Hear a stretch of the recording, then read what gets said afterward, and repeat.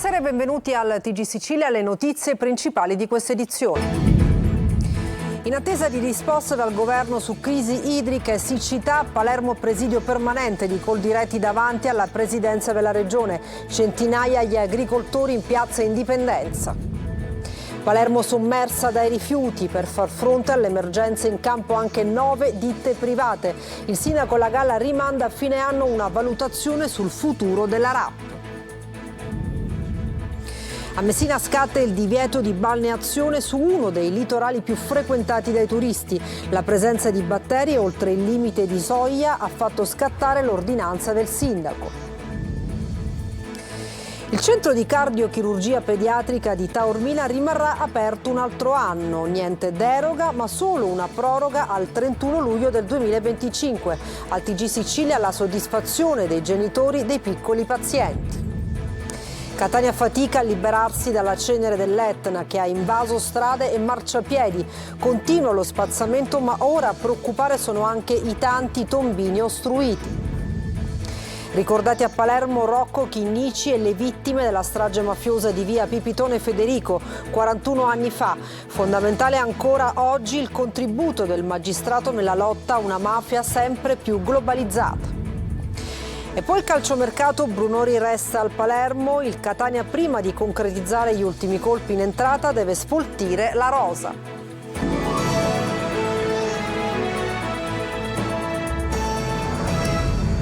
Bentrovati da oggi pomeriggio a Palermo il presidio Coldiretti davanti alla presidenza della regione. Centinaia gli agricoltori in piazza Indipendenza. Manifesteranno ad oltranza in attesa di risposte dal governo su crisi idrica e siccità. Il servizio di Marco Gullà.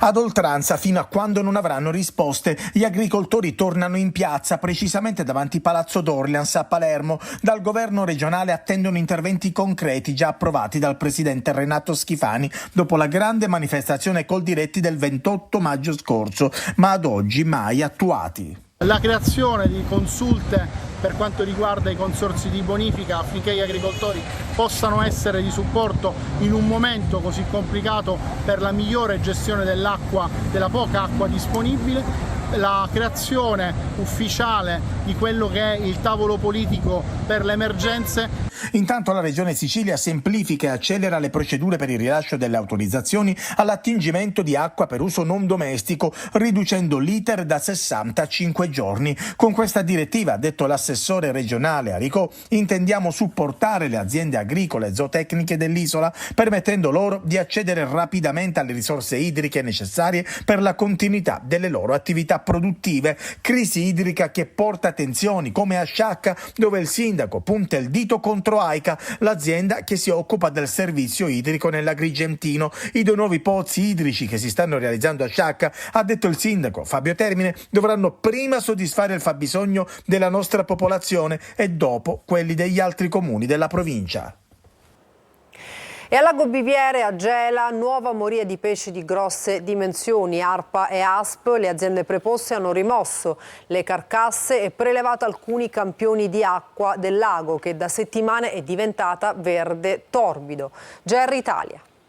Il Biviere sta morendo lentamente. Da mesi ormai la crisi idrica sta amplificando gli effetti dell'inquinamento delle acque, il livello del lago scende e gli inquinanti presenti nell'acqua si concentrano maggiormente, creando una sorta di camera a gas nell'ecosistema. Appena qualche giorno fa si è registrata l'ennesima moria di pesci, circa 1 tonnellata di esemplari di grosse dimensioni sono stati ritrovati sulla superficie del lago della riserva naturale. E così il Biviere è chiuso al pubblico da più di una settimana in via precauzionale per proteggere la salute pubblica. La siccità di questi mesi sta peggiorando ulteriormente la situazione, ad oggi l'acqua non arriva più né dal Ragoleto né dal bacino del Disueri. I livelli del lago sono molto più bassi. Al momento la situazione non è come a Pergusa, ma se si andrà avanti a questo ritmo le conseguenze rischiano di diventare molto gravi, con danni ambientali enormi.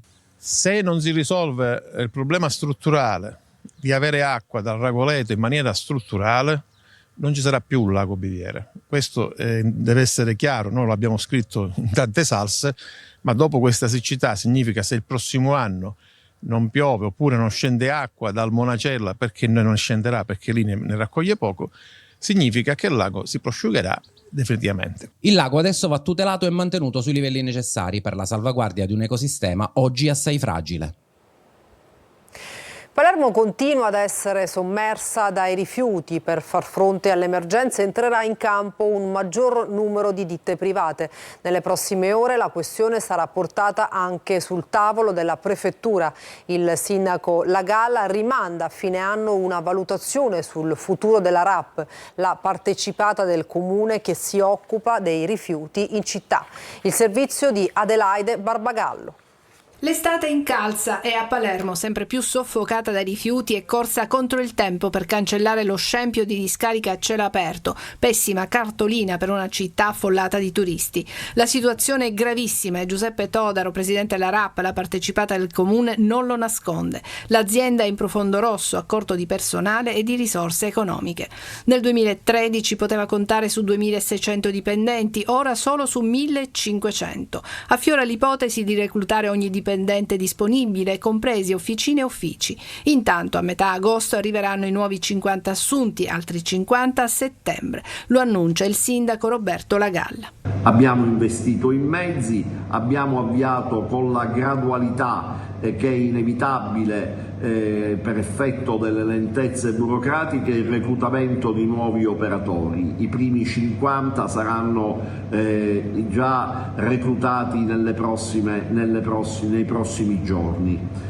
Disposto anche l'aumento delle ditte private, adesso saranno 9 e toglieranno dalla strada il 25% dei rifiuti. Il sindaco rimanda a fine anno la valutazione sull'operato della RAP e il futuro della partecipata. Nel frattempo si vigilerà anche per prevenire fenomeni di inciviltà. A partire da questa stessa settimana saranno intensificati i raccordi tra RAP, Polizia Municipale e Polizia Provinciale per il controllo delle discariche abusive e la prevenzione del rilascio irregolare dei rifiuti. La questione rifiuti di Palermo sarà portata sul tavolo della prefettura. Lo stato di emergenza sanitaria farebbe scattare i poteri speciali previsti dal commissariamento. Sono 9 gli incendi divampati oggi in Sicilia che hanno visto impegnati i forestali, i vigili del fuoco e i volontari della protezione civile. 3 a Catania, 2 ad Agrigento, 3 a Caltanissetta ed 1 a Palermo. La protezione civile regionale ha pubblicato l'avviso per domani per allerta rossa per rischio roghi nella provincia di Caltanissetta e per ondate di calore nella provincia di Palermo. Per domani nel capoluogo è prevista una temperatura massima percepita di 37 gradi. A Messina divieto di balneazione sulla riviera nord della città, la più frequentata da parte dei messinesi e dei turisti. Il motivo legato alla presenza di batteri oltre il limite della soglia. Francesco Triolo.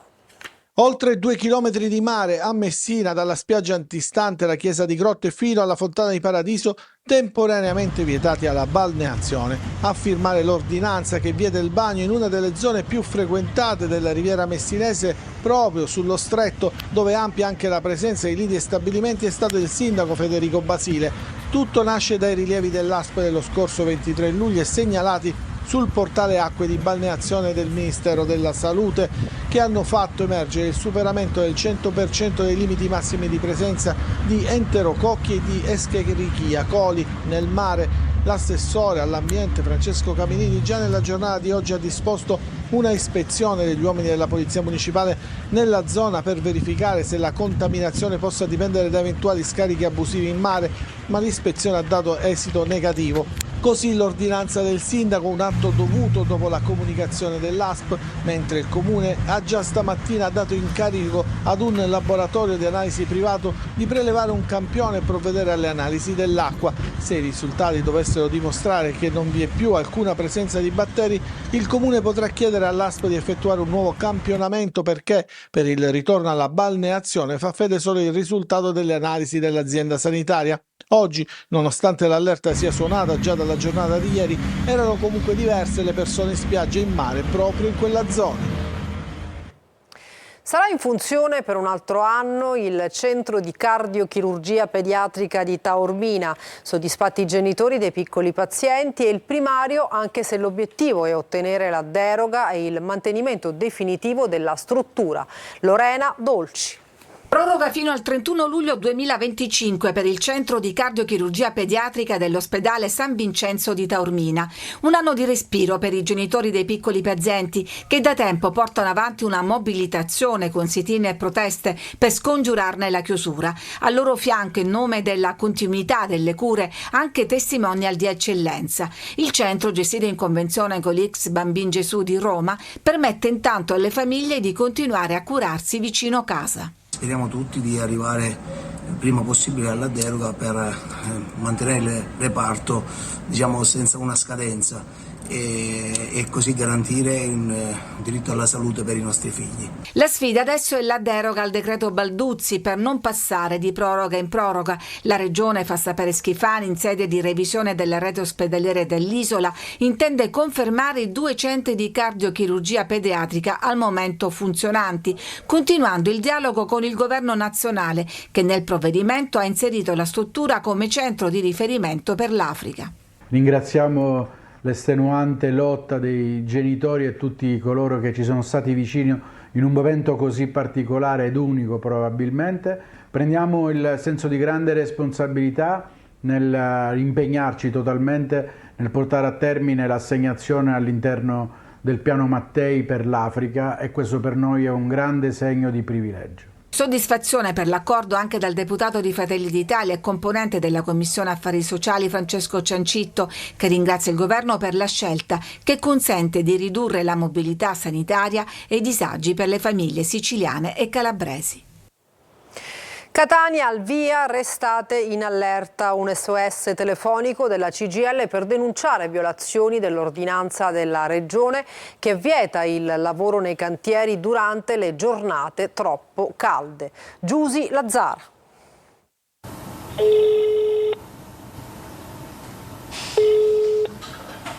Buongiorno, questo è il servizio, restate in allerta dalle ore 9 alle ore 17. Questo è l'SOS telefonico attivo da oggi fino al 31 agosto della Fillea CGIL di Catania. Il presidio è destinato ai lavoratori impegnati nei cantieri sotto il sole rovente che mettono a repentaglio la propria salute. Adesso si può denunciare restando in anonimato e segnalare le condizioni difficili di lavoro. Uno strumento per combattere anche la violazione della recente ordinanza del Presidente della Regione Schifani, che vieta le attività lavorative all'aperto dalle 12.30 alle 16. Già dall'Angelo venerdì scorso sono cominciate ad arrivare le prime telefonate, quindi è un servizio che i lavoratori attendevano. Noi contatteremo l'azienda per far fermare l'attività, qualora questo non dovesse avvenire potremo tranquillamente contattare quelle che sono le forze dell'ordine addette. La tutela della salute e della sicurezza nel lavoro non deve mancare, dice la CGIL, soprattutto d'estate, quando i già pochi controlli degli ispettori diminuiranno per il personale in ferie. Catania fa fatica a liberarsi dalla cenere vulcanica che ha invaso strade e marciapiedi. Continua lo spazzamento, ma a preoccupare ora sono anche i tanti tombini ostruiti per il pericolo allagamenti quando arriverà la pioggia. Adelaide Barbagallo. Cosa accadrà a Catania alle prime piogge? Lo stato di molti tombini è questo: sono totalmente ostruiti dalla cenere vulcanica. Dove e come defluirà l'acqua? Quale altra emergenza dovrà vivere la città? La sabbia nera continua ad annerire strade e marciapiedi. Lo spazzamento dalle 22 alle 4 del mattino continua, ma i risultati in molti quartieri sono questi. In via Plebiscito la spazzatrice è da poche ore passata, ma le aree dove parcheggiano le auto sono ancora pieni di cenere che il primo vento porterà altrove, vanificando quel che è stato fatto. Va un po' meglio in Corso Italia e viale Regina Margherita.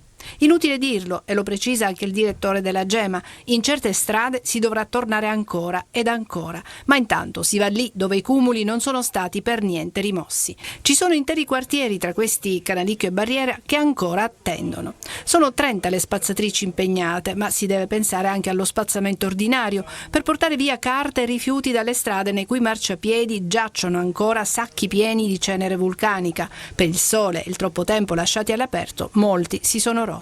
Risultato, anche se il marciapiede era stato ripulito, si ritrova di nuovo pieno di cenere.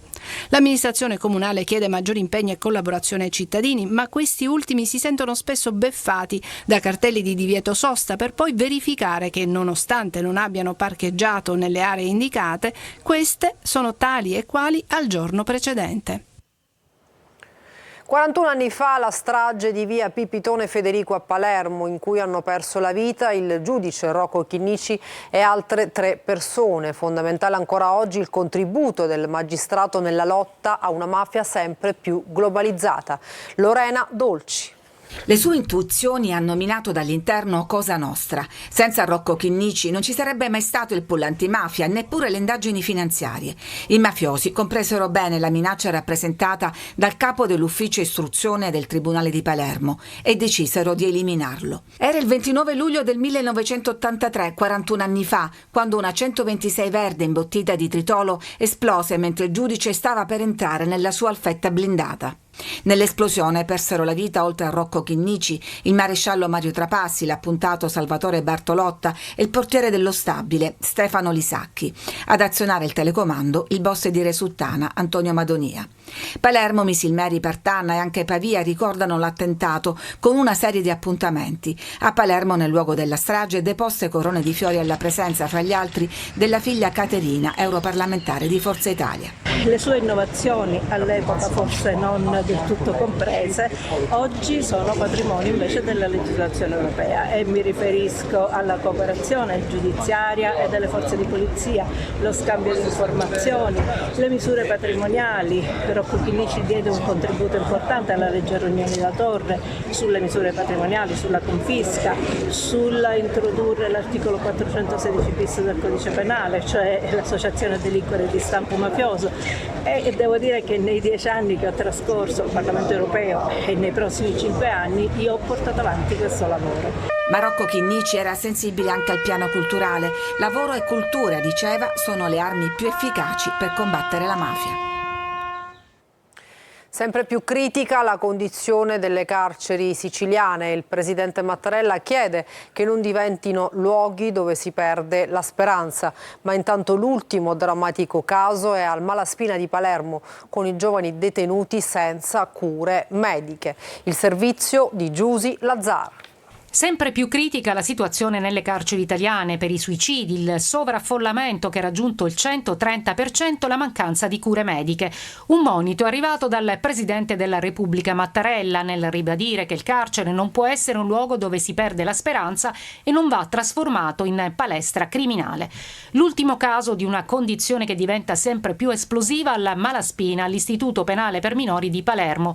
Qui le condizioni sono critiche, con 29 minori detenuti, 20 italiani e 9 stranieri. Segnaliamo anche al Malaspina un incremento incredibile di ingressi. L'altro giorno ho incontrato un giovane minorenne che da quasi 2 mesi ha un problema grave alla bocca, nel senso che ha un ascesso, ma ha preoccupazione perché quando aveva 9 anni questo ragazzo ha avuto un tumore che si è curato per 5 anni. Ha tolto quasi tutti i denti e adesso è preoccupato perché potrebbe esserci qualche cosa di grave. Ma pensiamo a un ragazzo in una cella da solo a sbattersi la testa al muro per quello che ha. Morire di carcere è la maratona oratoria delle associazioni forense siciliane e dei garanti, che fanno tappa davanti agli istituti penitenziari per sensibilizzare la società civile.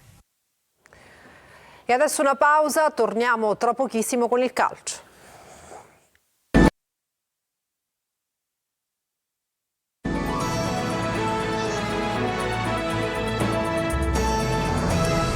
Bentornati al TG Sicilia, adesso il calcio. Matteo Brunori rompe il silenzio e dice c'è stata un'incomprensione, resto al Palermo, passo indietro del capitano rosanero e permanenza blindata. Marco Gullà. Io sono fiero di indossare questa maglia, di fare il capitano e di essere entrato nella storia di questo grande club. Una dichiarazione di pace, di tregua. Matteo Brunori resta a Palermo, giura fedeltà ai colori rosanero e prova a chiarire cosa è successo in questi ultimi mesi. A Venezia evidentemente mi sono espresso male. Il mio intento era far passare il messaggio che comunque ci vuole equilibrio, sia quando le cose vanno bene e andranno bene, sia quando le cose vanno meno bene, di avere un equilibrio e di non esaltarsi nel momento di gioia e non deprimersi nel momento magari di delusione. Il Palermo sicuramente andrà in Serie A, è solo questione di tempo. Pace quindi fatta. Brunori, che aveva comunque chiesto la cessione, ha fatto più di un passo indietro, anche perché di offerte concrete dalla Serie A non ne sono arrivate, e allora rimanere a Palermo era l'unica soluzione appagante. Rosanero, che intanto dopo la vittoria sull'Leicester per 1-0 in amichevole proseguono la preparazione a Manchester. Sabato altra amichevole contro l'Oxford City a concludere la fase 2 del ritiro, poi sarà il momento di preparare gli impegni ufficiali, come quello di domenica 11 agosto a Parma in Coppa Italia. Mercato a breve l'ufficialità dell'ingaggio di Apois dal Nantes. Resi noti orari e date delle prime 7 giornate di campionato in C. Sul mercato il Catania deve sfoltire prima di andare deciso su alcuni giocatori già individuati. Movimenti anche per Messina e Trapani. Marco Carli. La Lega ha comunicato orario e date delle prime 7 giornate del campionato di Serie C. Il Catania esordisce sabato 24 agosto alle 18 a Potenza col Sorrento. La prima in casa lunedì 2 settembre nel posticipo delle 20:45 con il Benevento. Mercato, chiaro il quadro del futuro per quanto riguarda gli acquisti, ci saranno 6 nuovi innesti e un gruppo di 24 giocatori. Ma prima va sfoltito l'organico perché il ritiro sono troppi e il Catania lamenta difficoltà nel trovare gli accordi con molti dei procuratori che rappresentano i giocatori che non fanno più parte del progetto. Visto il gran numero di tesserati che è cresciuto dopo il mercato di riparazione di gennaio, il club si potrebbe ritrovare a dover investire una parte del monte ingaggi per liberarsi dei giocatori che non rientrano nei piani fra commissioni e buonuscite. Sugli arrivi, che come detto si sbloccheranno dopo alcune cessioni, Gomez in attacco sembra il più vicino, anche se bisogna limare qualcosa. Interessano da tempo Merole e Lescano. Redan non è facile, ma è un giocatore che piace, così come Golemic, ma non è detto che il Vicenza se ne privi. Welbeck lascerà il club, Ladinetti fra Pontedere Dentella, Marsura verso Ascoli. Per sabato con la Carrarese non facile il recupero di D'Andrea, più di 3.000 gli abbonamenti già staccati. In casa Messina domani scade la deadline stabilita per la trattativa col gruppo americano, difficile che si arrivi ad un accordo. Nel frattempo Franco ha richieste dal Monopoli. Rizzo si allena in gruppo, così come Lia, che dovrebbe sottoscrivere il contratto a breve. La stessa cosa dovrebbero fare il difensore Marino e il centrocampista Garofalo. Il Trapani, sconfitto in amichevole dalla Pianese per 1-0, è premiato per il mercato già fatto. Quasi 2.000 le tessere staccate nella campagna abbonamenti. Marsico, che i Granata avevano prelevato alcune settimane fa dall'Ocriva alla Fidelissandria, mentre il Trapani chiude il ritiro di Cascia, riprenderà a Troina dal 1 agosto. E per questa edizione del TG Sicilia è tutto, grazie per averci seguito e buona serata.